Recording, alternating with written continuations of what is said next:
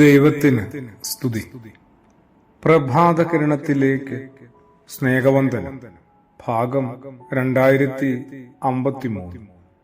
ഇന്ന് ഓഗസ്റ്റ് മാസം 14-ാം തീയതി 226-ാമത്തെ ദിവസത്തിലെത്തി.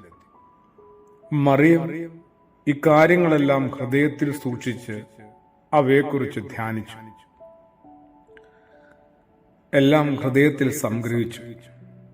3 കാര്യങ്ങൾ ഇതിനകത്ത് നിന്ന് കണ്ടെത്തണം.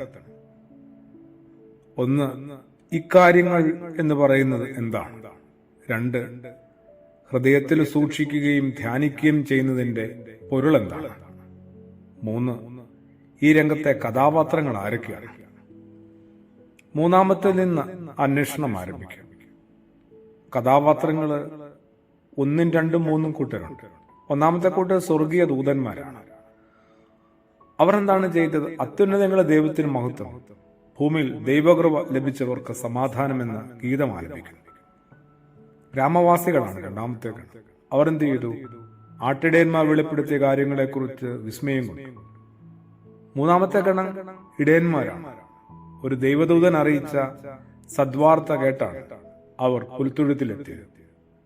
ദൂതൻ പറഞ്ഞ അടയാളം കണ്ടു. പിള്ളക്കച്ചുകൊണ്ട് പൊതിഞ്ഞ ശിശു പുൽത്തൊഴുത്തിൽ കിടക്കും.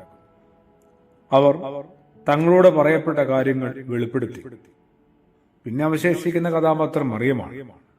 അവൾ എന്താ ചെയ്ത്? ഇക്കാര്യങ്ങൾ ഹൃദയത്തിൽ സൂക്ഷിക്കുകയും ധ്യാനിക്കുകയും ചെയ്തു. എക്കാര്യങ്ങളാണ്? ദൂതന്റെ ദർശനം, ദൂതന്റെ അറിയിപ്പ്, ദൂതഗണത്തിന്റെ സംഗീതം, ഇടയന്മാരുടെ സന്ദർശനം, അവർ വെളിപ്പെടുത്തിയ സംഗതികൾ, ഇവയെല്ലാം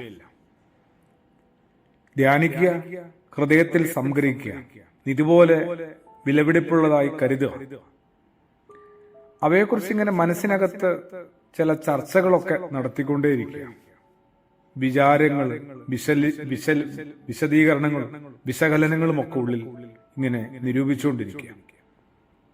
മറിയം ഇക്കാര്യങ്ങളെല്ലാം ഇതുപോലെ സൂക്ഷിക്കുക മാത്രമല്ല, ആ നിധിയുടെ പ്രസക്തി കണ്ടെത്തുന്നതുവരെ ഹൃദയത്തിൽ ചർച്ച ചെയ്യുകയും ധ്യാനിക്കുകയും ചെയ്തിട്ടുണ്ട്. ഒരു തത്വജ്ഞാനിയുടെ ഭാവമുണ്ട് മറിയമെന്ന അമ്മയ്ക്കും. എല്ലാം ഒന്നും മനസ്സിലായിട്ടില്ല അപ്പോ. എന്നാൽ അവിടെ അതുകൊണ്ട് നിർത്തിയില്ല അവളുടെ അന്വേഷണം. അർത്ഥം കണ്ടെത്തുന്നതുവരെ അവൾ ചിന്തിച്ച് ധ്യാനിച്ചുകൊണ്ടിരുന്നു. അങ്ങനെയാണ് മറിയത്തിന് യേശുവിന്റെ രഹസ്യങ്ങളിലേക്ക് ഒരു പ്രവേശനം, യേശുവിന്റെ രഹസ്യങ്ങളിലേക്ക് ഒരു സ്നാനം തരപ്പെട്ടത്. അങ്ങനെയാണ് മറിയം സഭയുടെ ആദ്യത്തെ അംഗങ്ങളിൽ ഒരുവളായി രൂപാന്തരപ്പെട്ടത്. അപ്പോസ്തല പ്രവൃത്തിയുടെ ആദ്യ അധ്യായത്തിൽ ഇത് പറയുന്നു. മറിയത്തിന് ഒരു ബോധോദയമുണ്ടായതും ഈ ധ്യാനത്തിലൂടെയാണ്. എപ്പോഴാണ്? ഞാനും ഒന്ന് മൗനതയില്, നിശബ്ദതയില്, ശാന്തതയില് എന്നെ തന്നെ ഒന്ന് അഭിമുഖീകരിക്കുക. പിന്നെ എന്റെ നിയോഗങ്ങളെക്കുറിച്ച്, ഉത്തരവാദിത്വങ്ങളെക്കുറിച്ച്, എന്റെ ഇടർച്ചകളെക്കുറിച്ച്, വന്നുപോയ കുറവുകളെക്കുറിച്ച്, ഉള്ളിലുള്ള ബലഹീനതയെക്കുറിച്ച് അമ്മ മറിയം വാത്സല്യത്തോടെ കരുതുന്നുണ്ട് ഓരോരുത്തരെയും. ഈ ഒരു ഘട്ടവും കൂടി ഓരോരുത്തരും മറികടക്കേണ്ടതുണ്ട്. കുറെ കൂടി അവനവനെ ഒന്ന് ശുദ്ധീകരിച്ച് എടുക്കേണ്ടതുണ്ട്. പ്രാർത്ഥനയോടുകൂടി ആമേൻ.